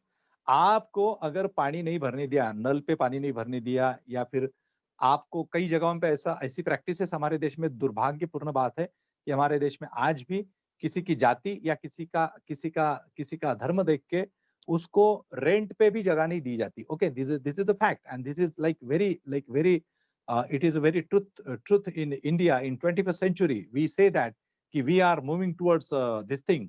मतलब वो हमारे एपीजे कलाम थे, उन्होंने एक बहुत ही अच्छा ड्रीम देखा था कि भारत को 2020 में महासत्ता बनाएंगे। तो ये तो महासत्ता तो वैसे ही बन रहा है, पैंडेमिक कोरोना का चल रहा है, लोग घरों में बैठे हैं और काफी सारे प्रॉब्लम्स है, हजारों लोगों की, लाखों लोगों की नौकरियां गई है और लोगों की क्या, पूरी दुनिया की और पूरे देश की, हमारे देश की इकोनॉमी तो ऐसी हो गई है कि now we are below then Bangladesh. अभी रिसेंटली एक इंटरनेशनल रिपोर्ट पब्लिश हुआ, उसमें कहा है कि बाबा बांग्लादेश आपसे आगे है ना? तो बांग्लादेश हमसे आगे है। तो हमारे मतलब 21st सेंचुरी की बात करते हैं, महासत्ता की हम बात करते हैं और एट द सेम टाइम हमारे देश में अगर कोई व्यक्ति, और काफ़ी सारे लोगों ने डिक्लेयर भी किया है। लास्ट टाइम एक लड़का आईएएस हुआ और उसने कहा था कि पुणे में मुझे इसलिए रूम नहीं मिली क्योंकि because I belong to one particular community, I belong to one particular religion. काफ़ी सारे I studied in Marathwada region. Okay, मेरा इंजीनियरिंग मराठवाड़ा से हुआ था 1996 टू 2000 के बीच में। So I saw ki there were so many people, those who were practicing casteism. Okay, so this is a mentality of Indian people. So अगर इस तरह से अगर आपके साथ कुछ होता है, अगर आपको किसी टेम्पल में नहीं जाने दिया, अगर आप शादी में घोड़े पे बैठने की आपकी इच्छा है, घोड़ा या घोड़ी पे बैठते हैं लोग, तो आपको अगर नहीं बैठने दिया, तो वो भी आपका वायलेशन ऑफ फंडामेंटल राइट है। ओके, क्योंकि आपको अधिकार है। आपको कहते हैं कि हमारे यहाँ पे रीजनलिज्म करते हैं लोग भाषा के आधार पे। इन लोगों की वजह से ऐसा है। कुछ साल पहले एक पॉलिटिकल लीडर ने ऐसा भी स्टेटमेंट दिया था कि भाई इस जगह पे मलेरिया फैलता है, क्यों फैलता है? Because of the people belong to other states.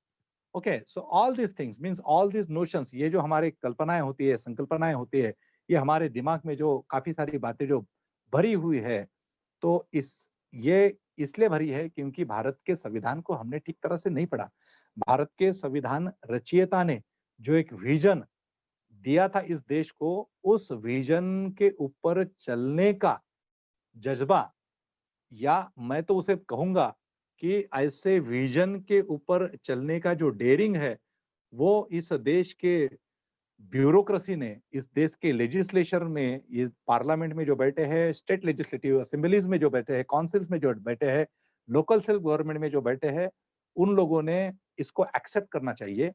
क्योंकि गलत विचारों पे तो काफ़ी लोग चलते हैं, इसलिए तो हम उनको गुंडा बदमाश बोलते हैं जो गलत विचारों पे चलते हैं। लेकिन अच्छे विचारों के ऊपर चलने के लिए जो यहाँ से जो डेयरिंग लगता है, वो हर किसी के पास नहीं होता। दुर्भाग्यपूर्ण बात है कि हमारे देश में ये जो आह्वान है, ये जो डेयरिंग है, अच्छों का साथ देना, अच्छों के साथ चलना, अच्छे विचारों के साथ चलना, नैतिक आचरण करना और भारत के संविधान की पॉलिटिकल फिलॉसफी को मतलब हर व्यक्ति को न्याय दिलाने के लिए इस बहुत ही इम्पोर्टेंट कॉन्स्टिट्यूशन को, बहुत ही इम्पोर्टेंट डॉक्यूमेंट को दिमाग में लेके आचरण में लाना, यह जो चैलेंज है, ये जो एक जिसे बोलते हैं, ये हमारे पॉलिटिकल लीडरशिप ने या फिर हमारी ब्यूरोक्रेसी ने शायद एक्सेप्ट किया है, लेकिन पूर्ण रूप से उसके ऊपर अमल हम लोग अभी अमल हम लोगों ने अभी तक नहीं किया है। सो ये जो सेशन आज का है, उसमें मैंने काफ़ी सारी बातें डिस्कस करने की आपसे कोशिश की। थोड़ा-सा हिस्टोरिकल एंगल से मैं गया। कुछ एग्ज़ाम्पल्स मैंने देने की कोशिश की और आर्टिकल 21 जो था, वो आर्टिकल 21 का थोड़ा-सा मैं 1-2 मिनट में बात करता हूँ और मेरा जो सेशन है वो कंप्लीट करता हूँ। आर्टिकल 21 जो है which is related to right to life and personal liberty, उसमें देखो सुप्रीम कोर्ट ने एक उसकी लिस्ट दी है एक जजमेंट के तहत, तो उसमें उन्होंने 35 पॉइंट्स मेंशन किए, 35 पॉइंट्स। उसमें मैं आपको जस्ट एक बात दो कुछ बातें बताता हूँ कि जैसे right to live with human dignity, आत्मसम्मान के साथ जीने का अधिकार, ठीक है? फिर राइट टू डिसेंट एनवायरनमेंट, अच्छा वातावरण, अच्छा पर्यावरण होना चाहिए। ओके, गंदा पर्यावरण नहीं होना चाहिए, वहीं पे लोग रहते हैं, झोपड़पट्टी के तरफ जाओ आप, तो क्या होता है कि डंपिंग ग्राउंड वही होता है, वहीं से नाला बहता रहता है और बेचारे हम जो लोग हैं, गरीब जो लोग हैं, वो वैसे ही रहते हैं, कोई कोई कंप्लेंट नहीं करता, बस ऐसे ही उठ रहे हैं, ऐसे ही जी रहे हैं, ऐसे ही ज़िंदगी कट रही है। कभी काफ़ी सारे लोग हम देखते हैं कि झुग्गी-झोपड़ियों में रहते हैं, ट्रैफिक सिग्नल के ऊपर के बाजू में रहते हैं, वो बड़े-बड़े ब्रिज बनते हैं, उसके नीचे रहते हैं, तो क्या लाइफ होती है उनकी? ओके, या फिर ऐसे एरियाज़ में रहते हैं कि जहाँ पे कोई सारा पॉल्यूशन ही पॉल्यूशन है। नाले का पानी है, आजू-बाजू में पूरा फैक्ट्रीज़ का पॉल्यूशन है। तो right to decent environment, okay, इसका भी वायलेशन नहीं होना चाहिए, लेकिन इसके ऊपर हम लोग ध्यान नहीं देते। राइट टू लाइवलीहुड, उपजीविका, हर व्यक्ति को अपना प्रोफेशन करने का अधिकार है, वो लाइवलीहुड कर सकता है। राइट टू प्राइवेसी, प्राइवेसी, हमारे देश का मीडिया है। आज ही मैंने मेरे आईएएस के स्टूडेंट्स के साथ डिस्कस किया था कि बाबा media is a threat to the democracy. Okay, media media मतलब जो बायस मीडिया है is a threat to the democracy. ये ऐसे का टॉपिक था, यूपीएससी ने लास्ट ईयर 2019 के एग्जाम में इसको पूछा था, ऐसे लिखने के लिए। सो राइट टू प्राइवेसी, हम लोग देखते हैं कि हमारे देश में जो स्पेसिफिकली बड़े-बड़े जो पॉलिटिकल लीडर्स होते हैं और या फिर जो एक्टर होते हैं, एक्टर्स होते हैं, जैसे सुशांत सिंह के केस को तो इतना मीडिया ने बढ़ा-चढ़ा के बताया था। ओके, तो ऐसे वो डायना हेडन की मृत्यु हुई थी 2000 के लगभग मेरे ख्याल से। ओके, सो वो ये येलो जर्नलिज्म वाली एक बात है, पीत पत्रकारिता, जिसके माध्यम से ये जो सारे रिपोर्टर्स हैं, ये ऐसे लोगों के प्राइवेट लाइफ में हस्तक्षेप करते हैं। तो हर व्यक्ति को राइट टू प्राइवेसी है। उसके बाद राइट टू शेल्टर है, मतलब निवारा, है ना? पहले बोलते थे अन्न, वस्त्र, निवारा, अभी अन्न, वस्त्र, निवारा तो ही है, लेकिन एजुकेशन बहुत इंपॉर्टेंट है। हेल्थ बहुत इंपॉर्टेंट है। उसके बाद राइट टू हेल्थ है, right to education up to 14 years, free legal aid है, मुफ्त मुफ्त में उसको ये सुविधा प्राप्त होनी चाहिए अपने कानून की लड़ाई लड़ने के लिए। Then right against solitary confinement, किसी को एकांत कारावास में नहीं रख सकते। Speedy trial, right to speedy trial, fast judgement होना चाहिए, है ना? काफी सारी ऐसी केसेस होती है, रेप होता है, जब वो लड़की 20 साल की होती है और उसके बारे में जब ट्रायल चलता है, तो जब बच्ची, वो जो लड़की 20 साल की थी, उसका उसका जो रिज़ल्ट लगता है, वो तब लगता है जब वो 50 साल की हो या जब 60 साल की हो या फिर जब जिन्होंने रेप किया था, वो जब मर चुके होते हैं, उस समय ये लगता है। और एक बहुत ही इम्पोर्टेंट स्टेटमेंट है कि justice delayed is a justice denied. Justice delayed is a justice denied. अगर आपने जस्टिस, न्याय देने में अगर अगर आपने काफ़ी समय ले लिया, तो it is not a justice. So justice delayed is a justice denied. So ये डिनाई होगा जस्टिस, आप न्याय को नहीं दे पाओगे। मेरा एक स्टूडेंट था, जो मेरे यहाँ से फर्स्ट अटेम्प्ट में आईपीएस हुआ, डॉक्टर प्रवीण मुंडे, ओके, मुंबई ब्रांच से था और at the very young age, मतलब उसने एमबीबीएस किया तेरणा मेडिकल कॉलेज मुंबई से, नवी मुंबई से। और मेरे यहाँ पे वो जब इंटर्नशिप में था, तब मेरे यहाँ पे 2008 की 9 के बैच में वो यूपीएससी के कोचिंग के लिए था। और जब उसकी फर्स्ट पोस्टिंग महाराष्ट्र के अकोला डिस्ट्रिक्ट में हुई एज अ एडिशनल एसपी उस समय, तो उसने मुझे फ़ोन किया था कि सर अभी मेरा लाइक आई एम जॉइनिंग, तो since I am joining this police administration, so what would be your suggestion, आपका क्या ये रहेगा मेरे लिए, क्या वर्ड्स रहेंगे? तो मैंने उसको यही बात बताई थी कि भाई अभी तू प्रवीण, अभी तू जा रहा है इस भारत के एडमिनिस्ट्रेशन में, पुलिस एडमिनिस्ट्रेशन में, तो तेरा यही कर्तव्य रहेगा कि ये जो जस्टिस की जो बात है, किसी के साथ किसी के साथ भी अगर अन्याय हुआ है, तो उस व्यक्ति को अपने ताकत के हिसाब से उसको न्याय देना। Okay, so try to give your best service to this society, to this nation, to this police administration. उसके बाद अभी मैं जब भी उसके बारे में सुनता हूँ तो मुझे समझ में आता है, मतलब मुझे काफ़ी सारे लोग बताते हैं, जैसे अकोला के काफ़ी सारे स्टूडेंट हैं मेरे, जो अभी एडमिनिस्ट्रेशन में हैं। एक लड़का मेरा अभी मालेगाँव में चीफ ऑफिसर है, वाशिम डिस्ट्रिक्ट में, मालेगाँव म्युनिसिपैलिटी का, तो वो भी अच्छा काम करता है। तो मैं मेरे स्टूडेंट्स को यही बताने की कोशिश करता हूँ कि आप प्रशासन में जाते हो, तो लोगों को जस्टिस देने के लिए, न्याय देने के लिए जाइए, ऐसे ही टाइम पास करने के लिए मत जाओ। क्योंकि वैसे ही काफ़ी सारा कचरा जो है इस प्रशासन में है और काफ़ी सारी गंदगी है प्रशासन में भी, उसको निकालना है तो हमें अच्छा काम करना होगा और हमें एक अच्छा दबाव जो है वो क्रिएट करना होगा। काफ़ी सारी संगठनाएँ जो होती है तो उसमें कभी-कभी ऐसे होते हैं कि जो बहुत अच्छे लोग होते हैं वो आइसोलेशन में रहते हैं और जो वेस्टेड इंटरेस्ट के लिए जाते हैं वो अपना काम कर लेते हैं। सो एनीवे, सो ये जो मतलब स्पीडी ट्रायल की जो बात थी, स्पीडी ट्रायल से थोड़ा-सा मैंने वो justice delayed is justice denied की बात मैंने जोड़ दी। So that is very important. Right against handcuffing है, राइट अगेंस्ट इनह्यूमन ट्रीटमेंट जो हथकड़ियाँ पहनाते हैं उसके अगेंस्ट भी ये है, राइट अगेंस्ट हैंडकपिंग। हथकड़ियाँ मतलब किस कंडीशंस में पहनानी चाहिए आरोपी को, तो उसके लिए भी काफ़ी सारे प्रावधान हैं, काफ़ी सारे प्रोविजंस हैं। राइट अगेंस्ट इनह्यूमन ट्रीटमेंट, जो इनह्यूमन ट्रीटमेंट देते हैं काफ़ी लोगों को, मतलब बाँध के रखना, खाना ना देना वगैरह-वगैरह, अत्याचार करना, काफ़ी सारी बातें उसमें, उसके अगेंस्ट भी राइट है। Then right against delayed execution, right to travel abroad, बाहर जाने का, पहले परदेश गमन करना, मतलब crossing of the ocean, crossing of the water bodies, it was considered as against dharma, against religion. Okay, अभी हम देखते हैं कि जो ये सारे धर्म की बातें करते थे वो अभी यूएस, अमेरिका, अब इंग्लैंड, जापान, चाइना वाइना, सारे देश में, मतलब पूरे फॉरेन कंट्रीज में वो ऐसे ही लोग हैं कि जो बहुत धर्मपरायण बातें करते थे। So basically right to travel abroad, मतलब अभी संविधान ने आपको राइट दे दिया है कि भाई आपको बाहर आप जा सकते हो, किसी भी देश में जा सकते हो, वहाँ पे अगर रहना है तो आप रह भी सकते हो, वहाँ पे जॉब कर सकते हो, कुछ भी कर सकते हो। Okay, so right to travel abroad ये भी भारतीय संविधान के माध्यम से मिला है।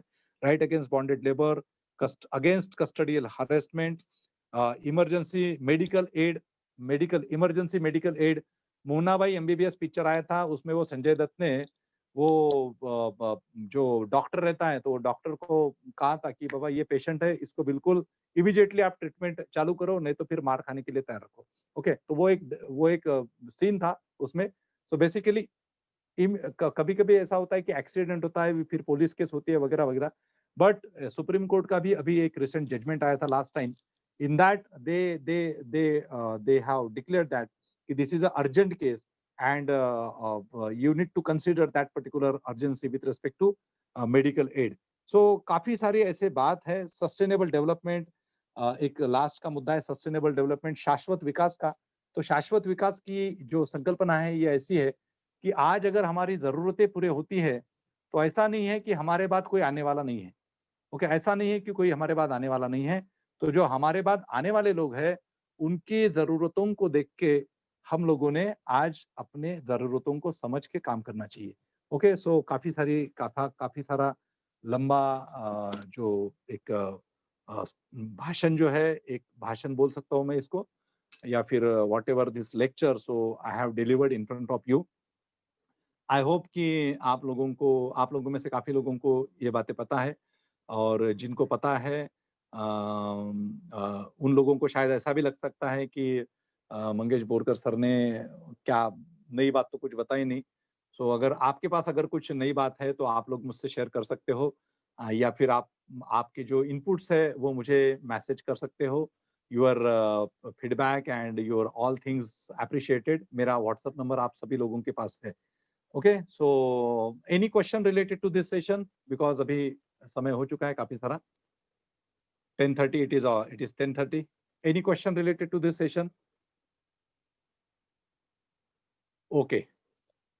सो आई होप कि आप लोगों को इस सेशन से कुछ ना कुछ बेसिक जानकारी तो एटलीस्ट मिल चुकी है। और कल का जो सेशन है, जैसे मैंने शुरुआत में ही कहा था, कल फिर से 8:50 को मैं ऑनलाइन आऊंगा और 9 बजे से लेके ऐसे ही 10:15 एट द मोस्ट 10:30 तक हम लोग खींच सकते हैं इसको, अगर रिक्वायरमेंट रही तो आप 1.5 घंटे के मानसिकता के हिसाब से बैठिए, ये मेरा निवेदन रहेगा। और संडे को जो हमारा जो सेशन है वो 5 बजे से 8 बजे तक है संडे को हमारे 2 ऑफिसर्स हैं, एक हेल्थ डिपार्टमेंट के और एक ministry of industry and commerce के है, तो वो लोग दोनों ये करेंगे और 4 तारीख तक हमारे ये सेशन जो है चलेगा। Okay, so thank you very much, thanks a lot to hear me and to bear with me. Okay, thanks a lot. Thank you. Thank you, sir. Thank you. Thank you, sir. Thank you, Sir, sir. Thank you, Yes, sir. yes, thank you very much. Sir, thank you very much. question.